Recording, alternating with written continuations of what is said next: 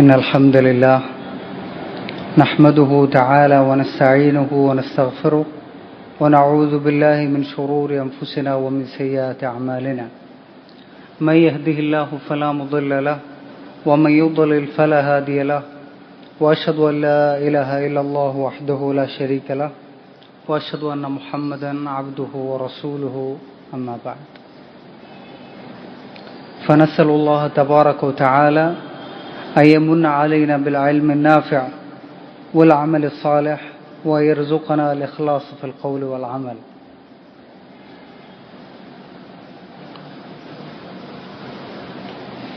നമ്മുടെ വിഷയം അൽ ഖദാ വൽ ഖദർ. ഖദാ ഖദർ എന്ന് പറയുന്ന വിഷയമെന്നത് ദീനുൽ ഇസ്ലാമിലെ ഏറ്റവും കിബാറായിട്ടുള്ള വിഷയങ്ങളിൽ പെട്ടതാണ്.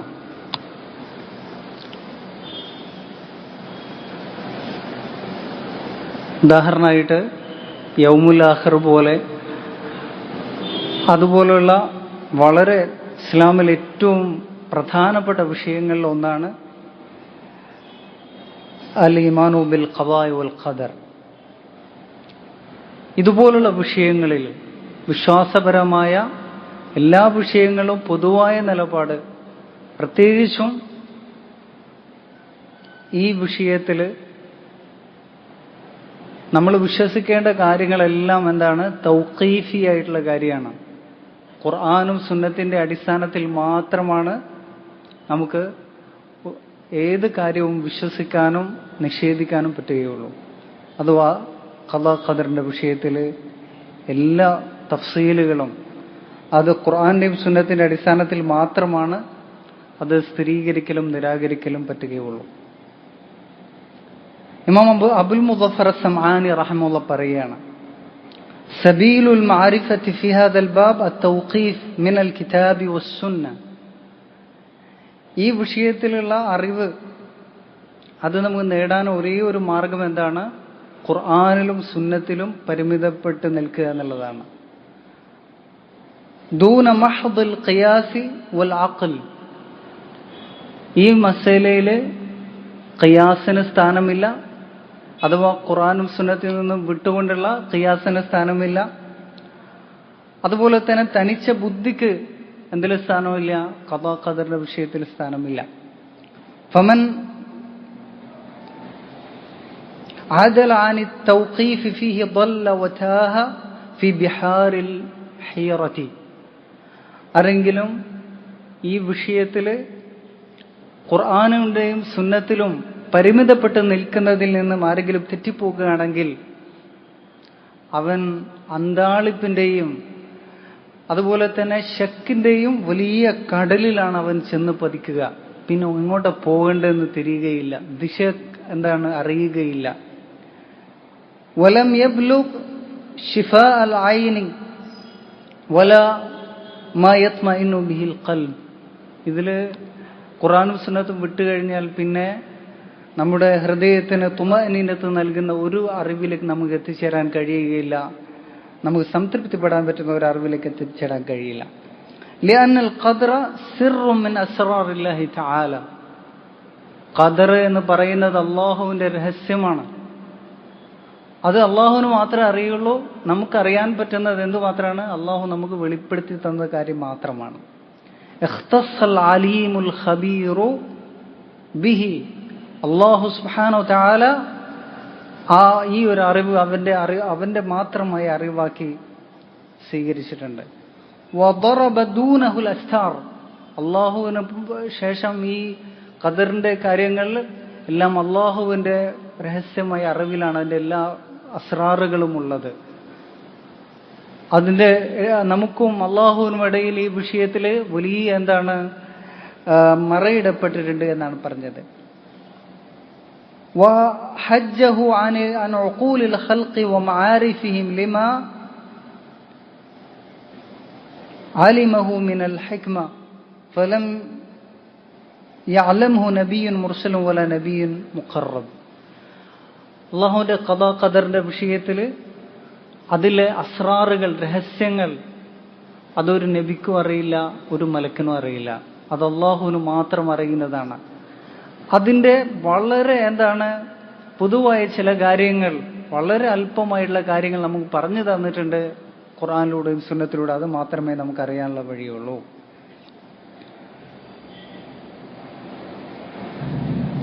ഇതേ ആശയത്തിലാണ് ഇമാം തഹാവി റഹ്മത്തുള്ളാഹി പറയുന്നത്.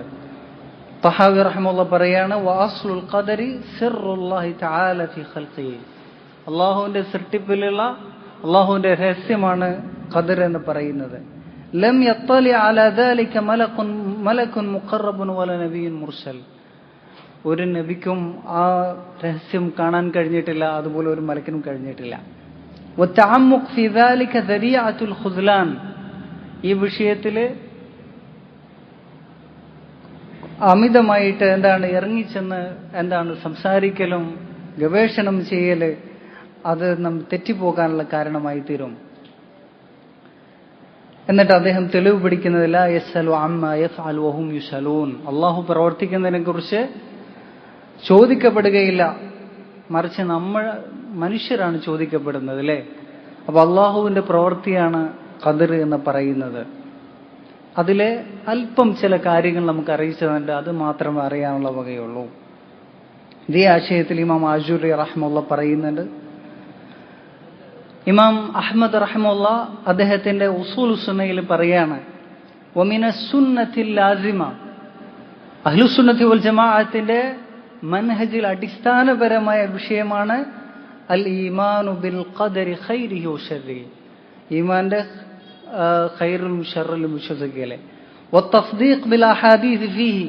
അതിൽ വന്ന ഹദീസുകൾ പലപ്പോഴും നമുക്ക് ചിലപ്പോൾ അറിവ് ഇല്ലാത്തതിന്റെ പേരിൽ ഒരുപാട് സംശയങ്ങൾ ജനിപ്പിക്കുന്നതായിരിക്കാം. എങ്കിലും അതിൽ സത്യപ്പെടുത്തുകയാണ് വേണ്ടത്. വൽ ഈമാനു ബിഹ ലാ യുഖാലു ലിമ വലാ കൈഫ്. എന്തിനാണ് അങ്ങനെ എന്ന് ചോദിക്കാൻ പാടില്ല, അതുപോലെ എങ്ങനെയെന്ന് ചോദിക്കാൻ പാടില്ല. അതിന്റെ ലക്ഷ്യങ്ങളെ കുറിച്ച് ചോദിക്കാൻ പാടില്ല, അതുപോലെ തന്നെ അതിന്റെ കൈഫിയത്തിനെ കുറിച്ചും ചോദിക്കാൻ പാടില്ല. ഇന്നമാ ഹുവ തസ്ദീഖു ബിഹ വൽ ഈമാനു ബിഹ. മറിച്ച് ഖുർആനിലും സുന്നത്തിൽ വന്നതുപോലെ അങ്ങനെ തന്നെ അതിൽ വിശ്വസിക്കലും സത്യപ്പെടുത്തലും ചെയ്യാണ് വേണ്ടത്. അപ്പോ നമുക്കറിയാവുന്നതാണ് റസൂലുള്ളാഹി സ്വല്ലല്ലാഹു അലൈഹി വസല്ലമ ഒരിക്കല് റസൂലുള്ളാഹി സ്വല്ലല്ലാഹു അലൈഹി വസല്ലമയുടെ സഹാബത്ത് ഖദറിന്റെ വിഷയത്തിൽ അബൂ ഹുറൈറ റളിയല്ലാഹു അൻഹു റിവായത്ത് ചെയ്യുന്ന ഹദീസാണ് ഇമാം തിർമിദി ഉദ്ധരിച്ചത്. ഖറജ അലൈന റസൂലുള്ളാഹി സ്വല്ലല്ലാഹു അലൈഹി വസല്ലം വനഹ്നു നതനാസഉ ഫിൽ ഖദരി. റസൂലുള്ളാഹി സ്വല്ലല്ലാഹു അലൈഹി വസല്ലം ഞങ്ങളുടെ അടുക്കലേക്ക് വന്നു. ഞങ്ങൾ ഖദറിന്റെ വിഷയത്തിൽ പരസ്പരം സംസാരിച്ചിരിക്കുകയായിരുന്നു. ഫഗദിബ ഹത്ത അഹ്മറ വജ്ഹുഹു. അങ്ങനെ റസൂലുള്ളാഹി സ്വല്ലല്ലാഹു അലൈഹി വസല്ലം ദേഷ്യം വന്നു. റസൂലുള്ളാഹി സ്വല്ലല്ലാഹു അലൈഹി വസല്ലം മുഖം ചുവന്നു. ഹത്ത കഅന്നമ ഫഖഅ ഫീ വജ്ഹിഹി അർറുമാൻ, അല്ലെങ്കിൽ ഫീ വജ്നതിഹി റുമാൻ. റസൂലുള്ളാഹിന്റെ കവിളില് റുമാൻ പഴം അത് മുറിച്ചു വെച്ചതുപോലെയുണ്ട്. ഫഖാല അബിഹാദാ ഉമിർതും, നിങ്ങൾ ഇതിനാണ് കൽപ്പിക്കപ്പെട്ടിട്ടുള്ളത്? അം ബിഹാദാ ഉർസിൽതു ഇലൈക്കും, ഇതിനാണോ നിങ്ങളിലേക്ക് ഞാൻ നിയോഗിക്കപ്പെട്ടിട്ടുള്ളത്? ഇന്നമാ ഹലക മൻ കാന ഖബ്ലകും ഹീന തനാസഉ ഫീ ഹാദൽ അംർ. മുൻകഴിഞ്ഞ സമുദായങ്ങളൊക്കെ നശിച്ചു പോയിട്ടുള്ളത് ഖദറിന്റെ വിഷയത്തിൽ അവര് തമ്മിൽ സംസാരിക്കുകയും തർക്കിക്കുകയും ചെയ്തപ്പോഴാണ് അവർ പഴിച്ചുപോയത്. അസിംതു അലൈക്കും അല്ലാ തനാസഉ ഫീഹി, ഞാൻ നിങ്ങളുടെ മേൽ നിർബന്ധമാക്കുകയാണത് നിങ്ങൾ ഒരിക്കലും ഈ വിഷയത്തിൽ തർക്കിക്കാൻ പാടില്ല എന്നുള്ളത്. ഇനിയും ധാരാളം ഹദീസുകൾ ഈ വിഷയത്തിൽ അമിതമായ ചർച്ചകൾ ചെയ്യുന്ന, തർക്കങ്ങൾ ചെയ്യുന്നത്, ഖുർആനും സുന്നത്തിൽ വന്നത് സത്യപ്പെടുത്തുന്നതിന് അപ്പുറത്തേക്ക് ഉള്ള ചർച്ചകൾ പോകുന്നതിന് വിലക്കി ധാരാളം ഹദീസുകൾ വന്നു. സൗബാൻ റളിയല്ലാഹു അൻഹു റിവായത്ത് ചെയ്യുന്ന ഹദീസാണ്, ഖാല റസൂലുള്ളാഹി സ്വല്ലല്ലാഹു അലൈഹി വസല്ലം ഇദാ ദുകിറ അസ്ഹാബി ഫഅംസികു. എന്റെ സഹാബത്തിനെ കുറിച്ച് പറയപ്പെട്ട് കഴിഞ്ഞാൽ നിങ്ങൾ അവിടെ സംസാരം നിർത്തിക്കൊള്ളണം. സഹാബത്തിനെ കുറിച്ച് പറയപ്പെട്ടാൽ എവിടെയാണ് സംസാരം നിർത്തേണ്ടത്? സഹാബിമാർക്കിടയിൽ ഉണ്ടായിട്ടുള്ള ഫിത്നകളെ സംബന്ധിച്ച് വന്നു കഴിഞ്ഞാൽ, അപ്പോ അവിടെ സംസാരിച്ചു കഴിഞ്ഞാൽ പിന്നെ എന്ത് ചെയ്യും? പക്ഷം ചേരാൻ തുടങ്ങും. പലപ്പോഴും വന്നിട്ടുള്ള ചരിത്ര ഗ്രന്ഥങ്ങൾ കൂടുതലായി വന്നത് ഒരു പക്ഷത്തേക്ക് മാത്രം കേന്ദ്രീകരിച്ചുകൊണ്ട് മറ്റേ പക്ഷത്തെ അങ്ങേയറ്റം എന്താണ് തരം താഴ്ത്തിക്കൊണ്ടാണ് വന്നിട്ടുള്ളത്. അപ്പൊ ആ തരത്തിൽ സഹാബത്തിന് എന്താണ് അവരെ കുറിച്ച് ചീത്ത പറയലും അവരെ തരം താഴ്ത്തലും അവിടെ വരികയും ചെയ്യും. അതുകൊണ്ട് അവർക്ക് അഭിപ്രായ വ്യത്യാസം ഉണ്ടായി അവർക്കിടയിൽ ഉണ്ടായി ഫിത്നയെ സംബന്ധിച്ച് സംസാരിക്കാൻ പാടില്ല. നക്ഷത്രങ്ങളെ കുറിച്ച് പറയപ്പെട്ടു കഴിഞ്ഞാൽ പിന്നെ നിർത്തണം. നക്ഷത്രങ്ങളുടെ പുറകിൽ ഒരുപാട് രഹസ്യങ്ങൾ ഉണ്ട്, പക്ഷെ നമുക്കത് ചർച്ച ചെയ്യാനുള്ള എന്തില്ല, അവകാശമില്ല.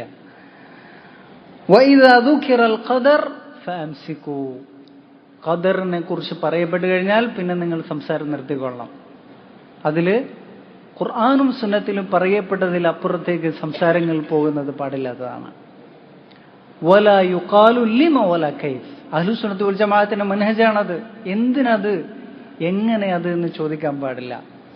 ആൻ ഇബ്നു അബ്ബാസ് റളിയല്ലാഹു അൻഹു ഖാല ഖാല റസൂലുള്ളാഹി സ്വല്ലല്ലാഹു അലൈഹി വസല്ലം ലാ യസാലു അംറു ഹാദിഹിൽ ഉമ്മ മുതവാതിയൻ ഔ മുഖാരിബൻ മാ ലം യതകല്ലമു ഫിൽ വിൽദാൻ വൽ ഖദർ.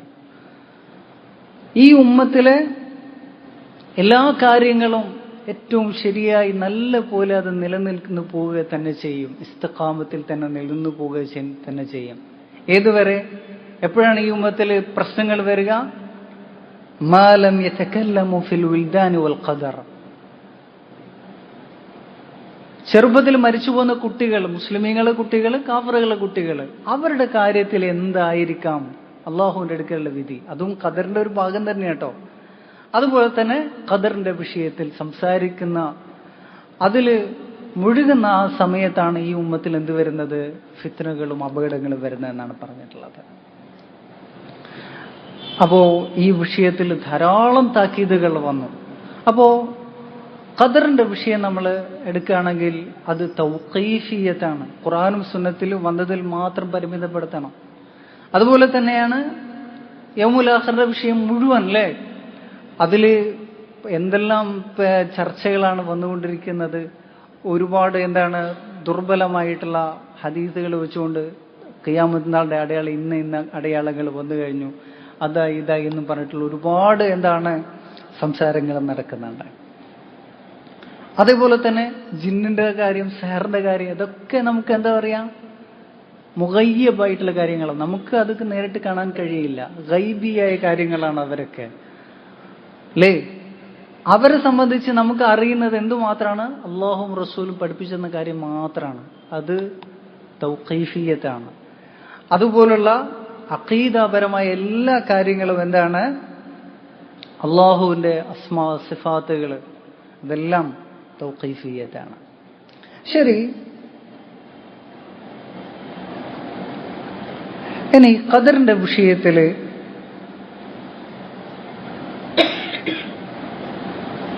അല്ലാഹു സുബ്ഹാനഹു വ തആല പറയാണ്, ഇന്നൽ മുജ്രിമീന ഫീ ളലാലിൻ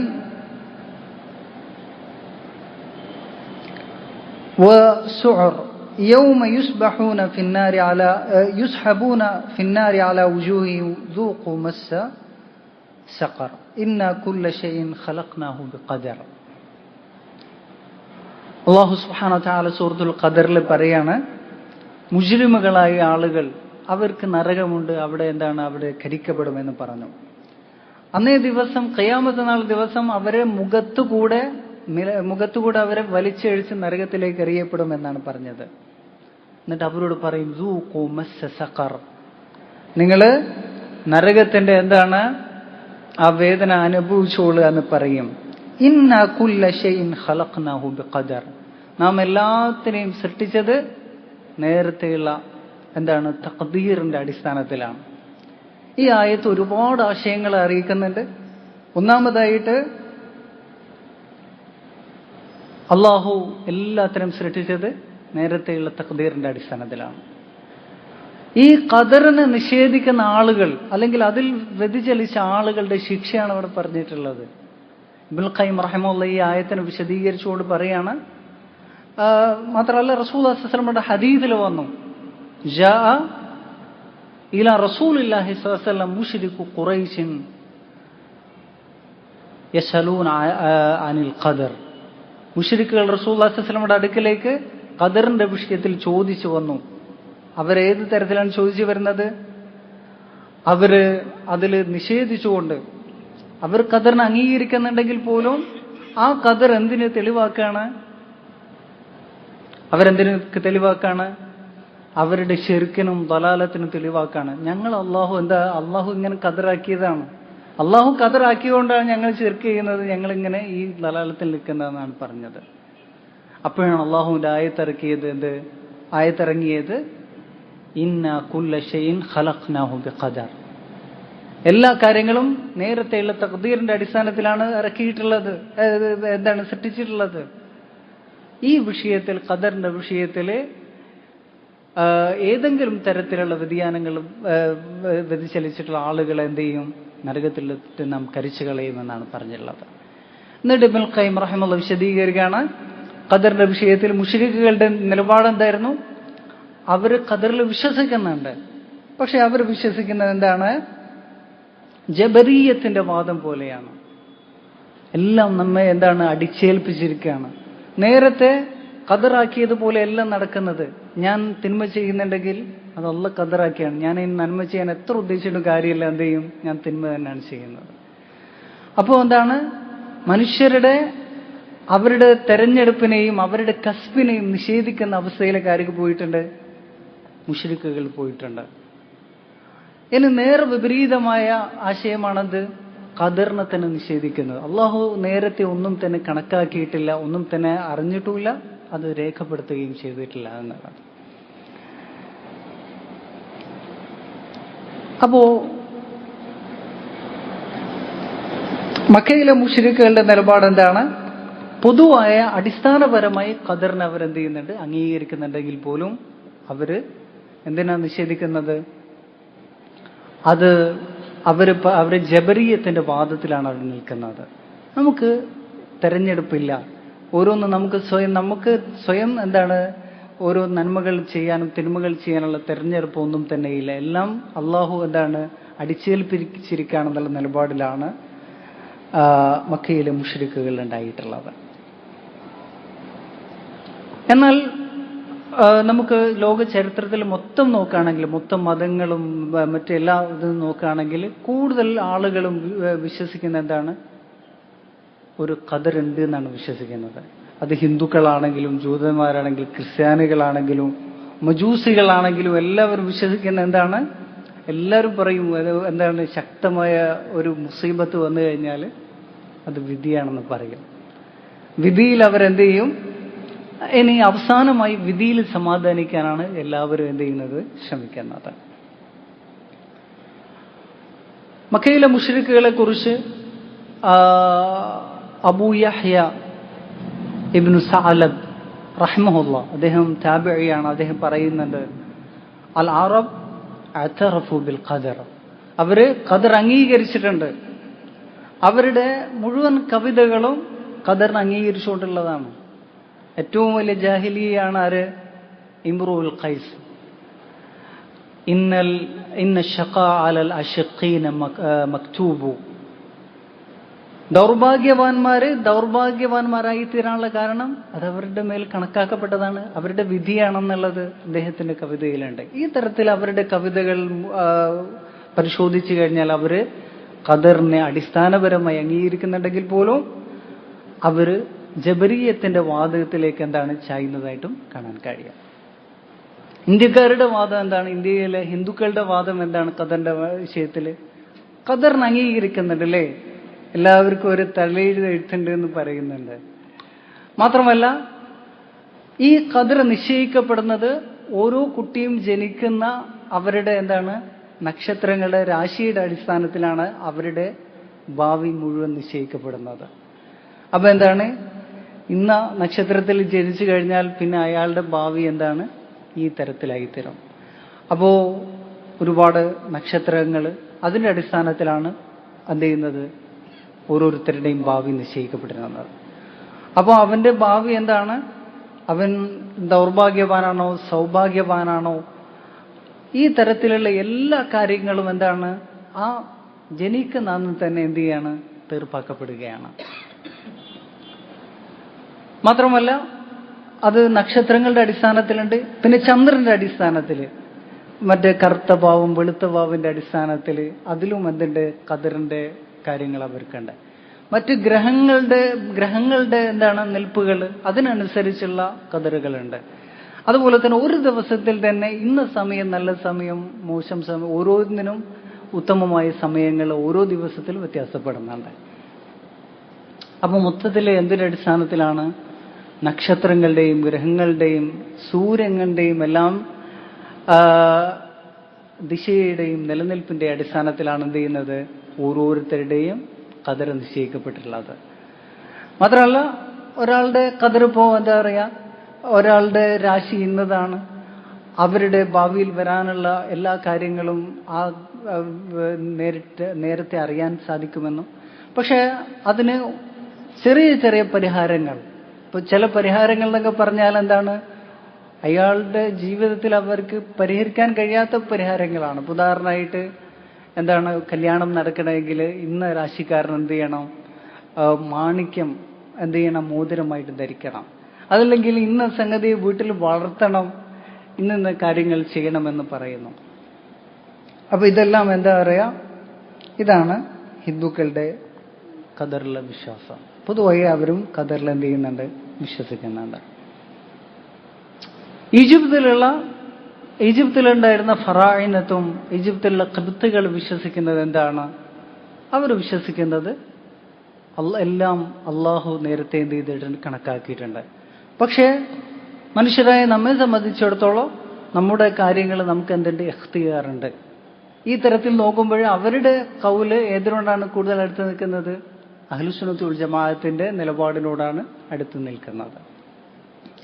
ജൂതന്മാരെ നോക്കുകയാണെങ്കിൽ അടിസ്ഥാനപരമായിട്ട് ഇബ്നുൽ ഖയ്യിം റഹിമഹുല്ലാ പറയുന്നുണ്ട് ശിഫാഉൽ ആലിയില്, ഈ മുഴുവൻ മുർസലീങ്ങളും മുഴുവൻ ഗ്രന്ഥങ്ങളും മുഴുവൻ ശരീഅത്തുകളും എന്ത് ചെയ്യുന്നുണ്ട്, അള്ളാഹുവിന്റെ ഖദാ ഖദറിൽ എന്ത് ചെയ്യുന്നുണ്ട്, ഇജ്മായിലാണുള്ളത്. കാരണം എല്ലാവരുടെ എന്താ പറയാ, അഖീദയും ഒന്നാണ്, ശരീഅത്താണ് വ്യത്യാസപ്പെടുന്നത്. എന്നാൽ പിന്നീട് ജൂതന്മാരിൽ വ്യത്യാസങ്ങൾ വന്നിട്ടുണ്ട്. അവരിൽ രണ്ട് കക്ഷികളായി തീർന്നിട്ടുണ്ട്. ഒരു വിഭാഗം ജൂതന്മാർ വിശ്വസിക്കുന്നത് എന്താണ്, മനുഷ്യന്മാർക്ക് പൂർണ്ണമായി സ്വാതന്ത്ര്യമാണുള്ളത്, അവരാണ് അവരുടെ അവരുടെ പ്രവർത്തികൾ അവർ തന്നെയാണ് സൃഷ്ടിക്കുന്നത് എന്നുള്ള വാദം ഒരു വിഭാഗം ആളുകൾക്കുണ്ട്. മറ്റൊരു വിഭാഗം ആളുകൾ, ഖുറാകൾ എന്ന് വിളിക്കപ്പെടുന്ന ആളുകൾ, അവരാണ് ഇന്ന് നമ്മളുടെ എന്താ പറയാ ഫലസ്തീനിൽ അധിനിവേശം നടത്തിയ ആളുകൾ. അവര് തൗറാത്ത് പഴയ നിയമത്തിൽ വിശ്വസിക്കുകയും അതുപോലെ തന്നെ തെൽമൂദിൽ വിശ്വസിക്കുകയും ചെയ്യുന്ന ആളുകൾ. തെൽമൂദ് എന്ന് പറയുന്ന അവരുടെ എന്താ പറയാ ഈ ഫ്രീമേഴ്സൺ അവലംബിക്കുന്ന ഗ്രന്ഥമാണ്. അത് എന്താ പറയാ മസീഹ് ദജ്ജാലിന്റെ വരവിന് വേണ്ടിയിട്ട് പ്രവർത്തിക്കാൻ പ്രേരിപ്പിക്കുന്ന ഗ്രന്ഥമാണ്. അതിനുവേണ്ടി എന്ത് കാര്യങ്ങളും ചെയ്യാം, അതിന്റെ ബേസിലാണ് അവരുടെ ഒരുപാട് കാര്യങ്ങൾ. ഇപ്പോൾ ഉദാഹരണമായിട്ട് റാസ്മാലിയ, ക്യാപിറ്റലിസം എന്ന് പറയുന്നത്, പണം ശേഖരിക്കുക ഏത് വിധേനയും, ഇതൊക്കെ അവരുടെ ഈ തെൽമൂദ് അവരെ എന്ത് ചെയ്യുന്നത് പഠിപ്പിക്കുന്ന കാര്യങ്ങളാണ്. അതൊരിക്കലും അള്ളാഹുവിൽ നിന്ന് ഇറങ്ങിയിട്ടുള്ള അതിന്റെ അടിസ്ഥാനം പോലും അള്ളാഹുവിൽ നിന്നുള്ളതല്ല, മറിച്ച് ഈ തരത്തിൽ ഖുറാനുകൾ എഴുതിയിട്ടുള്ളതാണ്. അപ്പൊ അതിൽ വിശ്വസിക്കുന്ന ആളുകൾ അവർ വിശ്വസിക്കുന്ന ഖദറിൽ വിശ്വസിക്കുന്നു. പക്ഷെ നമ്മൾ മജ്ബൂറുകളാണ്. നമ്മൾ അള്ളാഹുവിന്റെ മുമ്പിൽ കുളിപ്പിക്കാൻ കിടത്തിയിട്ടുള്ള ഒരു ശവം അവരുടെ കുളിപ്പിക്കുന്ന ആളുടെ മുമ്പിൽ ഉള്ളതുപോലെ അവർക്ക് ഇഷ്ടമുള്ള പോലെ വലത്തോട്ടും ഇടത്തോട്ടും അവരെ എന്ത് വേണമെങ്കിലും ചെയ്യാം അല്ലേ ആ ശവത്തെ. അതുപോലെയാണ് അള്ളാഹുവിന്റെ മുമ്പിൽ നമ്മൾ നിൽക്കുന്നത്. നമുക്കൊരു ഇഖ്തിയാറുമില്ല, നമ്മൾ നന്മ ചെയ്യുന്നില്ല തിന്മ ചെയ്യുന്നില്ല, എല്ലാം അള്ളാഹു എന്ത് ചെയ്യാണ്, അടിച്ചേൽപ്പിച്ചിരിക്കുകയാണെന്നുള്ള വാദം അല്ലേ. കർരീഷ് ഫി മഹബ്ബിർ റീഹ്, കാറ്റടിക്കുന്ന സ്ഥലത്തുള്ള ഒരു തൂവല് പോലെ. കാറ്റ് ഇങ്ങോട്ട് അടിക്കാൻ വലത്തോട്ട് അടിക്കുകയാണെങ്കിൽ തൂവല് വലത്തോട്ട് പാറും, ഇടത്തോട്ടാണെങ്കിൽ ഇടത്തോട്ട് പാറും. ഈ തരത്തിലാണ് നമ്മുടെ അവസ്ഥ. അള്ളാഹു നമ്മെ എന്ത് ചെയ്യാണ്, നമ്മുടെ കാര്യത്തിൽ എല്ലാം അടിച്ചേൽപ്പിച്ചിരിക്കുകയാണെന്നുള്ള വാദം. അപ്പോ മുസ്ലിമീങ്ങളുടെ കൂട്ടത്തിൽ ജബരിയത്തിന്റെ വാദത്തെക്കുറിച്ച് ഇൻഷാ അല്ലാഹ് അത് വിശദീകരിച്ച് പറയാനുണ്ട്. അവർ ആ വാദം സ്വീകരിച്ച ആളുകൾക്ക് ആ വാദം കിട്ടിയത് എവിടെ നിന്നാണ്? ജൂതന്മാരിൽ നിന്നാണ് ആ വാദം കിട്ടിയിട്ടുള്ളത്. അതിൻ്റെ ഒരു ചെയിൻ നമുക്ക് ഇൻഷാ അല്ലാഹ് പറയാം, അതെങ്ങനെയാണ് അവർക്ക് കിട്ടിയിട്ടുള്ളത് എന്ന്. നസ്രാനികളുടെ വാദം എന്താണ്? അത് യാക്കോബ വിഭാഗം ആൾക്കാരുണ്ട് അല്ലേ? യാക്കോബ വിഭാഗം ആളുകൾ പറയുന്നത് മനുഷ്യന്മാര് അള്ളാഹുവിന്റെ ഖദറുണ്ട്, പക്ഷെ മനുഷ്യന്മാർക്ക് അവരുടേതായ എന്തുണ്ട്, ഇഖ്തിയാറുമുണ്ട്. അവരുടെ ജീവിത കാര്യങ്ങളിൽ അവർക്ക് എന്തുണ്ട്, അവരുടെ പ്രവർത്തനങ്ങളിൽ അവർക്ക് ഇഖ്തിയാറുണ്ട് എന്നവർ വിശ്വസിക്കുകയും ചെയ്യാമോ. എന്നാൽ നസ്തൂരിയൂൻ എന്ന് പറയുന്ന വിഭാഗം അത് വളരെ എന്താ പറയുക പ്രശസ്തമായിട്ടുള്ള വിഭാഗമാണ്. മുസ്ലിം നാടുകൾ വസിച്ചിട്ടുണ്ടായിരുന്ന ആളുകൾ ഈ വിഭാഗം ആളുകളായിരുന്നു.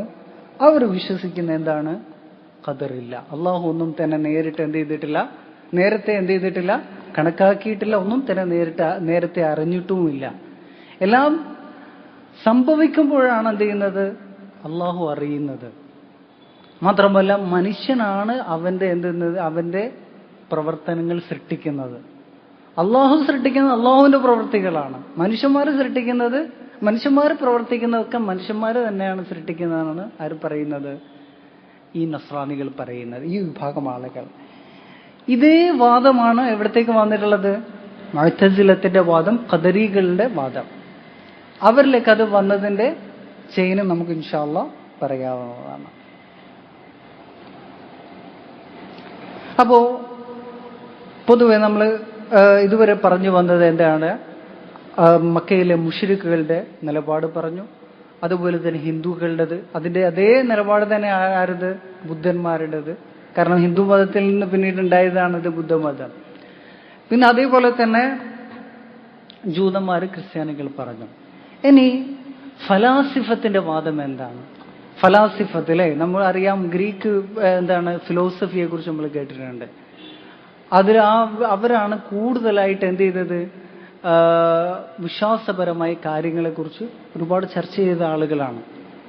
ഏത് അടിസ്ഥാനത്തിൽ അവർ ചർച്ച ചെയ്യുന്നത്, വെറും ബുദ്ധിയുടെ അടിസ്ഥാനത്തിൽ. എങ്ങനെയാണ് അറിയാൻ കഴിയുക, അള്ളാഹുവിന്റെ സിഫത്തുകളെ കുറിച്ച് എങ്ങനെയാണ് നമുക്ക് ബുദ്ധി കൊണ്ട് അറിയാൻ കഴിയുക, എങ്ങനെയാണ് അള്ളാഹുവിലേക്ക് നമുക്ക് എത്തിപ്പെടാൻ ഒരു കണക്ഷനും നമുക്കില്ല. ഒരേ ഒരു മാർഗമുള്ളൂ, അള്ളാഹു നിശ്ചയിച്ച ഒരു വാസ്തവത്ത്, അതാരാണ്, റസൂലുള്ളാഹി സ്വല്ലല്ലാഹു അലൈഹി വസല്ലം മുഖേനയുള്ള അറിയാൻ മാത്രമേ വഴിയുള്ളൂ.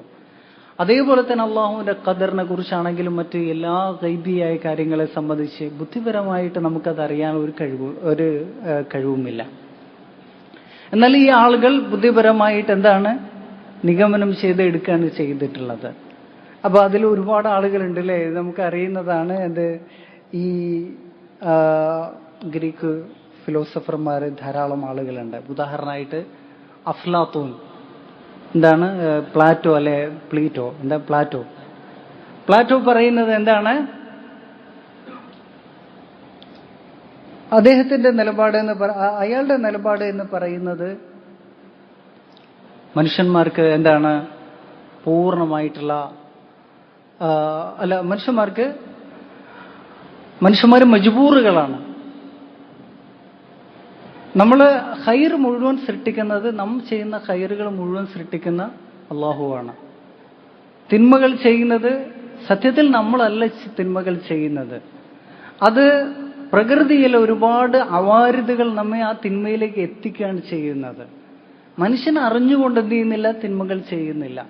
നന്മകൾ ചെയ്യുന്നത് മുഴുവൻ അള്ളാഹുവാണ് അത് പ്രവർത്തിപ്പിക്കുന്നത്. എന്ന് പറഞ്ഞാൽ ദൈവം, അവരുടെ ഭാഷയിൽ ദൈവമാണ് അത് പ്രവർത്തിപ്പിക്കുന്നത്. എന്നാൽ തിന്മ ചെയ്യുന്നത് മനുഷ്യൻ തിന്മ ചെയ്യുന്നില്ല, നന്മയും ചെയ്യുന്നില്ല. നന്മ ആരാണ് ചെയ്യുന്നത്, ദൈവമാണ് ചെയ്യുന്നത്. തിന്മ ചെയ്യുന്നതോ അവാരിതകൾ ആ തിന്മയിലേക്ക് അവനെ എത്തിക്കുകയാണ് ചെയ്തതെന്നാണ് വാദം. അയാളുടെ ശിഷ്യനായിട്ടുള്ള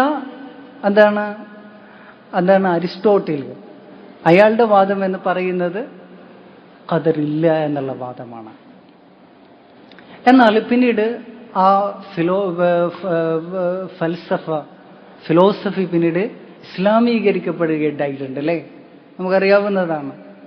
ഏകദേശം 2-3 നൂറ്റാണ്ടുകളിൽ പിന്നീടുള്ള കാലഘട്ടങ്ങളിൽ ഗ്രീക്ക് ഫിലോസഫി അത് ഇസ്ലാമീകരിക്കപ്പെടുകയുണ്ടായി. ഇസ്ലാമികപരമായിട്ടുള്ള ഒരു ഒരു സ്റ്റൈൽ അതിന് കൊടുത്തു.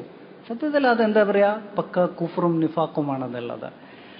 അതിൽ ഏറ്റവും മുൻപന്തിയിലുള്ള ആളുകളാണ് ഉദാഹരണമായിട്ട് ഇബ്നു സീനയെ പോലുള്ള ആളുകൾ, ഫാറാബിയെ പോലുള്ള ആളുകൾ. അവരൊക്കെ നിലപാട് എന്താണ്? അള്ളാഹു എല്ലാ കാര്യങ്ങളും പൊതുവായിട്ട് എന്ത് ചെയ്യുന്നുണ്ട്? അള്ളാഹു അറിയുന്നുണ്ട്, നേരത്തെ എന്ത് ചെയ്തിട്ടുണ്ട്? അറിയുന്നിട്ടുണ്ട്. പക്ഷെ ഒന്നും തഫ്സീലായിട്ട് എന്ത് ചെയ്തിട്ടില്ല? അറിയുകയില്ല. അള്ളാഹു സുബ്ഹാനഹു വ തആലക്ക് വിശദമായിട്ട് ജുസിയായിട്ട് ഓരോന്നും വേറെ വേറെ അള്ളാഹുവിന് അറിയില്ല.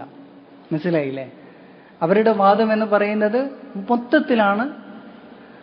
മൊത്തത്തിലുള്ള ഒരു കാര്യം മാത്രമാണ് അള്ളാഹുവിന് എന്ത് ചെയ്യുള്ളൂ? നേരത്തെ അറിയുകയുള്ളൂ. ജുസിയായ കാര്യങ്ങൾ എന്തില്ല? അള്ളാഹുവിന് അറിയില്ല എന്ന്. അപ്പോൾ ഉദാഹരണമായിട്ട് നമ്മൾ പറയുകയാണെങ്കിൽ, ഇപ്പൊ ഈ ഉദാഹരണമായിട്ട് എന്താ പറയുക, ആദ്യം ഒരു ഖൈർ വരും, ഉദാഹരണം റസൂലുള്ളാഹി സ്വല്ലല്ലാഹു അലൈഹി വസല്ലമയുടെ സഹാബത്തിന്റെ കാലം. പിന്നെ ഒരു ഷർറ് വരുന്നു, പിന്നെ അവർക്ക് ശേഷം നന്മകൾ വരുന്നു. ഈ തരത്തിൽ എന്താ പറയാ ഒരുപാട് കാലങ്ങൾ കൂടെ നടക്കുന്ന ഒരു കാര്യത്തെ മൊത്തത്തിൽ മാത്രമേ അള്ളാഹുവിന് അറിയുകയുള്ളൂ. അതിൽ ഓരോന്ന് തഫ്സീലായിട്ട് ഓരോ നാട്ടിലും ഓരോ വ്യക്തിയിലും ഓരോ സംഗതിയിലും എന്തെല്ലാം നടക്കുന്നുണ്ട് എന്നുള്ളത് അള്ളാഹുവിന് എന്തില്ല? അറിയുകയില്ല എന്നാണ് അവരുടെ നിലപാട്. മാത്രമല്ല പിന്നീട് അവരുടെ നിലപാട് എന്ന് പറയുന്നത് ഈ ദുനിയാവിലുള്ള മുഴുവൻ കാര്യങ്ങളും ജുസിയാത്തുകളാണ്, അതുകൊണ്ട് അള്ളാഹുവിന് ഒന്നും അറിയില്ല എന്നുള്ള വാദവും അവർക്കുണ്ട്. ഒരേ സമയത്ത് അള്ളാഹുവിന് പൊതുവായ കാര്യങ്ങൾ അറിയാമെന്ന് പറയുന്നു, പക്ഷേ ദുനിയാവിലുള്ള മുഴുവൻ കാര്യങ്ങളും ജുസിയാത്തുകളാണ്, എല്ലാം എന്താ പറയുക വിശദമായിട്ടുള്ള ഓരോന്നും വെവ്വേറെയുള്ള കാര്യങ്ങളാണ്. അതുകൊണ്ട് അള്ളാഹുവിന് ജുസിയാത്തുകൾ അറിയില്ലല്ലോ, അതുകൊണ്ട് അള്ളാഹുവിന് ഒന്നും തന്നെ അറിയില്ല എന്നുള്ള നിലപാടിലേക്കാണ് പിന്നീട് അവരെന്ത് ചെയ്തത്? എത്തിച്ചേർന്നിട്ടുള്ളത്. പിന്നീട് ഈ ഫിലോസഫർമാരുടെ നിലപാടുകൾ ഇങ്ങനെ കാലഘട്ടം കഴിയുന്നതിനനുസരിച്ച് ഒരാൾക്ക് തന്നെ ഒരു 10 നിലപാടുകളൊക്കെ ഉണ്ടാകും. കഴിഞ്ഞ ആഴ്ച ഒരു നിലപാടാണെങ്കിൽ പിറ്റേ ആഴ്ച വേറെ നിലപാടായിരിക്കും ഖദറിന്റെ വിഷയത്തിൽ. അങ്ങനെ മാസങ്ങൾ കഴിയുന്നതിനനുസരിച്ച്, വർഷങ്ങൾ കഴിയുന്നതിനനുസരിച്ച് നിലപാടുകൾ ഇങ്ങനെ മാറിക്കൊണ്ടിരിക്കും. കാരണം എന്താണ്? അവർക്ക് മുറുകെ പിടിക്കാൻ പറ്റുന്ന ഒരു കൃത്യമായൊരു സ്രോതസ് അവർക്കില്ല. അല്ലേ? നിങ്ങൾ ആലോചിച്ച് നോക്കിയേ. അവരെന്താണ് ഈ അന്താളിപ്പിന്റെയും വ്യക്തതയില്ലായ്മയുടെയും ഒരു നടുക്കടലിങ്ങനെ പെട്ട അവസ്ഥയാണുള്ളത്. ദിക്കറിയില്ലാത്ത, അതല്ലെങ്കിൽ എന്താ പറയാ അല്ലദീന യതീഹൂന ഫിൽ അർദ്, അല്ലെങ്കിൽ മരുഭൂമിയിൽ ഇങ്ങനെ എന്താ പറയാ ദിക്കറിയാതെ നടക്കുന്ന ആളുകളുടെ അവസ്ഥയാണുള്ളത്. അപ്പൊ നമ്മൾ മനസ്സിലാക്കേണ്ട ഇതേ അവസ്ഥയാണത് അള്ളാഹുവിന്റെ അസ്മാ സിഫാത്തിന്റെ കാര്യത്തിൽ എന്താ പറയാ ഖുർആനും സുന്നത്തും മാറ്റിവെച്ച് എന്താ പറയുക ബുദ്ധിയുടെ പുറകെ പോയ ആളുകൾ. മുഅ്തസിലികളുടെ അവസ്ഥ എന്താണ്? അശ്അരികളുടെ അവസ്ഥ എന്താണ്? അവർക്കൊന്നും പിടുത്തം കിട്ടുന്നില്ല. അല്ലേ? ഉദാഹരണമായിട്ട് എന്താ പറയാ ഓരോ ആളുകൾ, ഉദാഹരണമായിട്ട് ജുവൈനിയെ സംബന്ധിച്ചിടത്തോളം മിൻ അദ്കിയാഇൽ ആലം, ലോക ചരിത്രത്തിൽ അപൂർവമായി വന്നിട്ടുള്ള ബുദ്ധിശാലികൾ ഒരാളായിട്ട് പറയപ്പെടുന്ന ഒരു വ്യക്തിയാണ് ആര്? ജുവൈനി എന്ന് പറയുന്നത്. ഒരു ദൃഷ്ടാന്തമാണ്. എന്ന് പറഞ്ഞാൽ എന്തും ബുദ്ധി കൊണ്ട് എന്ത് ചെയ്യാനും സംവദിക്കാനും എന്തിനേയും തകർക്കാനും കഴിവുള്ള ആളുകളാണ് അവരെ. അദ്ദേഹം അവസാനം പറയുന്നത് എന്താണ്? ഞാൻ മുഴുവൻ സംശയത്തിലാണെന്നുള്ളത്. വഅന അമൂതു അലാ അഖീദതി അജായിസ് നൈസാബൂർ. നൈസാബൂറിലെ വൃദ്ധകളുടെ വിശ്വാസത്തിലാണ് ഞാനിപ്പോൾ മരിക്കുന്നതെന്നാണ് പറഞ്ഞിട്ടുള്ളത്. നോക്കൂ, അയാൾ മുഴുവൻ ഇൽമുൽ കലാമിന്റെയും ബുദ്ധിയുടെയും ഫൽസഫയുടെ ഒക്കെ പുറകെ പോയിട്ട് അവസാനം എത്തിപ്പെട്ടത് എന്താണ്? ഒന്നും തിരിയുന്നില്ല. അവസാനം എന്താണ് വിശ്വസിക്കുന്നത്? അള്ളാഹു ഉണ്ട്, എല്ലാം അള്ളാഹു തന്നെ സൃഷ്ടിച്ചതെന്നുള്ള വിശ്വാസത്തിലാണ് എന്ത് ചെയ്യുന്നത്? മരിക്കുന്നത്. കൂടുതൽ വിശദമായി ഒന്നും തന്നെ അറിയില്ല. ഇതേ അവസ്ഥയാണ് റാസിയുടെ അവസ്ഥ. റാസി പറയുന്നത് എന്താണ്? നിഹായതു ഇഖ്ദാമിൽ ഉഖൂലി അഖാലു, ബുദ്ധിയെ അമിതമായി മുന്തിക്കുന്നതിന്റെ പര്യവസാനം എന്ന് പറഞ്ഞാൽ ഒരു കെട്ട് വീഴും അവസാനം. പിന്നെ ഒന്നും തിരിയുകയില്ല. എന്തവിടെ സംഭവിക്കുന്നത്, എന്താണ് വിശ്വസിക്കേണ്ടത്, ഏതാണ് ശരി, ഏതാണ് തെറ്റ്, ഒന്നും തിരിയുകയില്ല. ഇതേ അവസ്ഥയിലാണ് ആരും മരിക്കുന്നത്? റാസി മരിക്കുന്നത്. അതേ അവസ്ഥയിലാണ് ആരും മരിക്കുന്നത്? ഗസാലി മരിക്കുന്നത്. ഗസാലിയെ കുറിച്ച് അദ്ദേഹത്തിന്റെ ശിഷ്യൻ തന്നെ പറയുന്നുണ്ട്. അബൂബക്കർ ഇബ്നുൽ അറബി റഹിമഹുല്ലാഹ് പറയാണ്, അദ്ദേഹം അഹ്ലുസുന്നത്തിന്റെ ജമാഅത്തിന്റെ ഇമാമാണ് അബൂബക്കർ ഇബ്നുൽ അറബി. അദ്ദേഹം പറയാണ്, ഷെയ്ഖുന അബൂ ഹാമിദ് എന്താണ് ശരിബ വാക്കല മക്കാലാത്തിൽ കലാമിയീൻ. അദ്ദേഹം അഹ്ലുൽ കലാമിന്റെ ഇൽമുൽ കലാമിന്റെ ആളുകളുടെ വാദങ്ങൾ മുഴുവൻ പള്ളയിൽ നിറയ്ക്കുക ചെയ്തത്. ഫലമ്മ അറാദ അൻ യതഖയ്യ ഫമാ ഖദിർ. പിന്നെ അവസാനം ഇതൊക്കെ എന്താ പറയാ, ഒരെത്തും പിടി കിട്ടുന്നില്ല, എല്ലാം എന്താ പറയാ വ്യക്തതയില്ലായ്മയിലേക്കാണ് അവസാനം ചെന്ന് എത്തിയത്. അങ്ങനെ ഇതിൽ നിന്നൊക്കെ എന്താ പറയാ ഒഴിവാകാൻ ശ്രമിച്ച സമയത്ത് ഒഴിവാൻ സാധിക്കുന്നില്ല. എല്ലാം ഛർദിക്കാൻ വിചാരിച്ച സമയത്ത് ഛർദിക്കാൻ കഴിയുന്നില്ല, അവിടെ സ്റ്റക്കായിരിക്കാണ് ചെയ്യുന്നത്. ആ സ്റ്റക്കായ അവസ്ഥയിലാണ് അവസാനം അദ്ദേഹം എന്ത് ചെയ്യുന്നത്, മരിക്കുന്നത്. അദ്ദേഹം പറയുന്നുണ്ട്, അദ്ദേഹത്തിന്റെ സംസാരത്തിന്റെ ആശയം എന്താണ്, ഇൽമുൽ കലാമിന്റെ ആളുകളാണ് മരണസമയത്ത് ഏറ്റവും കൂടുതൽ സംശയത്തിൽ മരിക്കുന്ന ആളുകൾ. ഇതെല്ലാം വരുന്ന എന്താണ്, ഈ തരത്തിലുള്ള വിശ്വാസ കാര്യങ്ങൾ ഖുർആനും സുന്നത്തും മാറ്റിവെച്ചുകൊണ്ട് പഠിച്ചു കഴിഞ്ഞാലുള്ള അവസ്ഥയാണ്. ചർച്ചകൾ ചെയ്തു കഴിഞ്ഞാൽ, തർക്കങ്ങൾ നടത്തിയിട്ട് അതിന്റെ പര്യവസാനമാണ് ഇതെല്ലാം തന്നെ.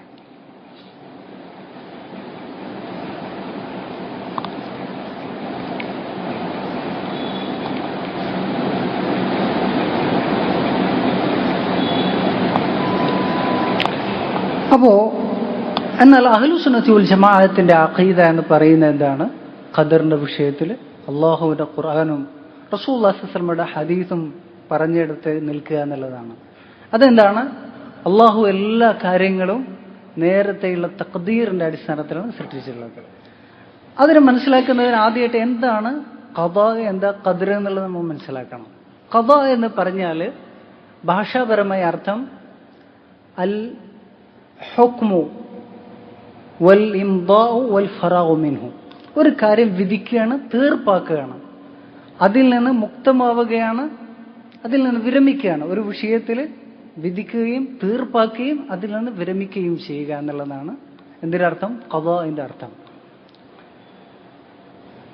അല്ലാഹു സുബ്ഹാനഹു വ തആല പറഞ്ഞു, ഫഖദാഹുന്ന സബ്അ സമാവാതിൻ ഫി യൗമൈൻ. അല്ലാഹു 7 ആകാശങ്ങളെ അതിനെ എന്ത് ചെയ്തു, അതിനെ സൃഷ്ടിച്ചു, അതിനെ തീർപ്പാക്കി, അതിൽ നിന്ന് വിരമിച്ചു. സൃഷ്ടിച്ച് അതിൽ നിന്ന് വിരമിച്ചു. എത്ര ദിവസത്തിൽ? 2 ദിവസത്തിൽ എന്ന് പറഞ്ഞു. എന്നാൽ ഖദറിന്റെ ഭാഷാർത്ഥം എന്താണ്, അത്തഖ്ദീർ, ഇഹാതതു അൽ മഖ്ദൂർ. നേരത്തെ എന്താ, ഒരു കാര്യത്തെ സംബന്ധിച്ച് നിർണയിക്കൽ, കണക്കാക്കൽ എന്നതാണ് ഇതിന്റെ അർത്ഥം, ഖദറിന്റെ ഭാഷാർത്ഥം. ഒരു കാര്യത്തെ സംബന്ധിച്ചുള്ള തസവൂർ, അതിനെ സംബന്ധിച്ചുള്ള എന്താ പറയാ, അതിനെക്കുറിച്ചുള്ള കണക്കാക്കലും അതിനെക്കുറിച്ചുള്ള അറിവുമാണ് അർത്ഥമാക്കുന്നത്. അപ്പോ ഖദാ എന്ന് പറയുന്ന ആ ഒരു വാചകം കൂടുതൽ അറിയിക്കുന്നത് എന്തിനെയാണ്, അള്ളാഹുവിന്റെ മശീഅത്തിനെയും അവന്റെ സൃഷ്ടിപ്പിനെയുമാണ് അറിയിക്കുന്നത്. എന്നാൽ ഖദർ എന്തിനെയാണ് അറിയിക്കുന്നത്, അള്ളാഹുവിന്റെ ഇൽമിനെ. അള്ളാഹു എല്ലാം നേരത്തെ എന്ത് ചെയ്തിട്ടുണ്ട്, അറിഞ്ഞിട്ടുണ്ട്, അത് കണക്കാക്കുകയും ചെയ്തിട്ടുണ്ട്, അത് രേഖപ്പെടുത്തുകയും ചെയ്തിട്ടുണ്ട്. അള്ളാഹുവിന്റെ ഇൽമിനെയും കിതാബത്തിനെയും, പ്രപഞ്ചത്തിൽ നടക്കാനിരിക്കുന്ന മുഴുവൻ കാര്യങ്ങൾ അള്ളാഹു എന്താണ് രേഖപ്പെടുത്തുകയും ചെയ്തു അല്ലേ. അതിനാണ് എന്ത് അറിയിക്കുന്നത്, ഖദർ അറിയിക്കുന്നത്. അപ്പൊ നമ്മൾ ഖദാ ഖദർ എന്ന് പറയുന്നത് പൊതുവായിട്ട് രണ്ടും എന്താണ് വെവ്വേറെ എന്താണ് പൂർണ്ണമായ അർത്ഥത്തിൽ യൂസ് ചെയ്തെങ്കിലും രണ്ടും ഒരുമിച്ച് വന്നാലുള്ള അർത്ഥം എന്താണ്, ഖദാഇന്റെ അർത്ഥം ആദ്യം, ഖദറിന്റെ അർത്ഥം അറിയലും അത് രേഖപ്പെടുത്തലും. എന്നാൽ ഖദാഇന്റെ അർത്ഥമോ അത് ഉദ്ദേശിക്കുകയും അത് നടപ്പിലാക്കുകയും അത് സൃഷ്ടിക്കുകയും അതിൽ നിന്ന് വിരമിക്കുകയും ചെയ്യലേ. മനസ്സിലായില്ലേ? മനസ്സിലായിട്ടുണ്ടോ? സംശയമുണ്ടോ? അപ്പോ ഖദാ ഖദർ എന്ന് പറയുന്നതിനെ കുറിച്ച് ഉലമാക്കൾ പറഞ്ഞിട്ടുള്ളത്, ഈ ആ 2 വചനങ്ങൾ എന്ന് പറയുന്നത് ഏതുപോലെയുള്ളതാണ്, ഇത് ഇജ്തമാ ഇഫ്തറഖ വഇദ ഇഫ്തറഖ ഇജ്തമാ എന്ന് പറയുന്ന 2 ഒരുപാട് പദങ്ങളുണ്ട്. അതുപോലെയാണത്. എന്ന് പറഞ്ഞാൽ വ്യത്യാസപ്പെട്ട് ഓരോന്നും വെവ്വേറെ വന്നു കഴിഞ്ഞാൽ രണ്ടിനും എന്താ, ഓരോന്നിനും പൂർണ്ണമായ അർത്ഥം വരും. ഒരായത്തിൽ ഖദാ മാത്രം വന്നു വിചാരിക്കാം, അവിടെ എന്തെല്ലാം അർത്ഥം വരും, അവിടെ അള്ളാഹുവിൻ്റെ ഇൽമിനെയും അവൻ രേഖപ്പെടുത്തിയതിനെയും മശീഅത്തിനെയും ഖൽഖിനെയും സൃഷ്ടിപ്പിനെയും മൊത്തം എന്ത് ചെയ്യുന്നുണ്ട്, അതിൻ്റെ എല്ലാ അർക്കാനുകളെയും അവിടെ ഉദ്ദേശിക്കപ്പെടും. ഇനി ഖദർ വേറിട്ട് വന്നു കഴിഞ്ഞാലോ, നമ്മൾ ഖദറിനെ കുറിച്ച് ഒരു ക്ലാസ്, ഖദർ എന്ന് പറഞ്ഞ് മാത്രം കിതാബുകളുണ്ട്. ആ കിതാബ് മൊത്തം ചർച്ച ചെയ്യുന്നത് എന്താണ്? ഖദറിന്റെ എല്ലാ ഭാഗങ്ങളുമാണ് ചർച്ച ചെയ്യുന്നത്. എന്നാൽ ഇത് രണ്ടും ഒരുമിച്ച് വന്നു കഴിഞ്ഞാൽ, ഉദാഹരണത്തിന് നമ്മൾ ഖദാ ഖദർ എന്ന് പറഞ്ഞു അല്ലേ, എന്ന് പറയുന്ന ഉദ്ദേശിക്കുന്നത് ഖദർ അതിൻ്റെ ആദ്യ ഭാഗങ്ങൾ എന്ന് പറഞ്ഞാൽ അത് അള്ളാഹുവിൻ്റെ അറിവിനെയും പിന്നെ അത് രേഖപ്പെടുത്തിയതിനാണ് ഖദർ ഉദ്ദേശിക്കുന്നതെങ്കിൽ, ഖദാ ഉദ്ദേശിക്കുന്നത് അത് വിധിക്കുകയും നടപ്പാക്കുകയും ചെയ്യുന്നതിനാണ്, അത് സൃഷ്ടിക്കുകയും ചെയ്യുന്നതിനാണ് അറിയിക്കുന്നത്. അപ്പോ ഇതുപോലെ ഉദാഹരണമായിട്ട് ഉലമാക്കൾ പറഞ്ഞു, വഹാദാനി അമ്രാനി മുത്തലാസിമാൻ, ഇത് രണ്ടും പരസ്പര പൂരകങ്ങളായിട്ടുള്ള രണ്ട് കലിമത്തുകളാണ്. വയത്തിൽ വാഹിദു അലമാനൽ ആഖർ, ഒന്ന് മറ്റൊന്നിന്റെ അർത്ഥത്തിൽ എന്ത് ചെയ്യും, വരും. ഇനി രണ്ടും ഒരുമിച്ച് വന്നു കഴിഞ്ഞാൽ അൽ അവ്വലു ഫി മഖാമി അൽ അസാസ് വസ്സാനി അല മഖാമി അൽ ബിന. രണ്ടും ഒരുമിച്ച് വന്നു കഴിഞ്ഞാൽ ഒന്ന് അടിത്തറയുടെ സ്ഥാനത്താണ് ഇരിക്കുന്നത്, രണ്ടാമത്തേത് മേലെയുള്ള കെട്ടിടത്തിന്റെ സ്ഥാനത്താണ് ഇരിക്കുന്നത്. അടിത്തറയുടെ കാര്യത്തിൽ എന്താ ഇരിക്കുന്നത്? ഖദറാണ് ഇരിക്കുന്നത്. മനസ്സിലായില്ലേ? ഖദറാണ് ഇരിക്കുന്നത്. ഖദർ എന്നുള്ള വാക്ക് അത് അള്ളാഹുവിന്റെ നേരത്തെയുള്ള മുഴുവൻ കാര്യങ്ങളെക്കുറിച്ചുള്ള അറിവിനെയും അത് രേഖപ്പെടുത്തിയതിനെ കുറിച്ച് അറിയിക്കുന്നു. അതാണ് അടിസ്ഥാനം. അതിന്റെ അടിസ്ഥാനത്തിലാണ് പിന്നെ എന്ത് ചെയ്യുന്നത്? അള്ളാഹു സൃഷ്ടിക്കുന്നത് അല്ലേ? ആ സൃഷ്ടിപ്പ് എന്നുള്ളതാണ് ബിനാ എന്ന് പറയുന്നത്. ഒരു കെട്ടിടത്തിന്റെ സ്ഥാനത്താണ് എന്ത് കിടക്കുന്നത്? ഖദാ കിടക്കുന്നത്. അപ്പൊ ഇതാണ് ആ വാക്കിന്റെ രണ്ടിന്റെയും അർത്ഥം കിടക്കുന്നത്. ഏതായാലും ഖദാ എന്ന് പറഞ്ഞാൽ ഈ പൂർണ്ണമായ അർത്ഥം അതിൽ വരും. ഖദർ എന്ന് വേറിട്ട് പറഞ്ഞാൽ അത് പൂർണ്ണമായ അർത്ഥം ഖദറിലും വരും. ശരി,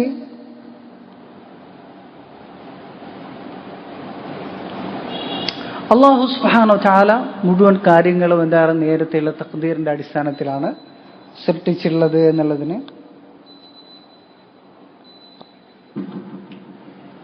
തആല പറഞ്ഞു, വകാന അംറുല്ലാഹി ഖദറൻ മഖ്ദൂറ. അല്ലാഹുവിന്റെ മുഴുവൻ വിധിയും നേരത്തെയുള്ള തഖ്ദീറിന്റെ അടിസ്ഥാനത്തിലാണെന്ന് പറഞ്ഞു.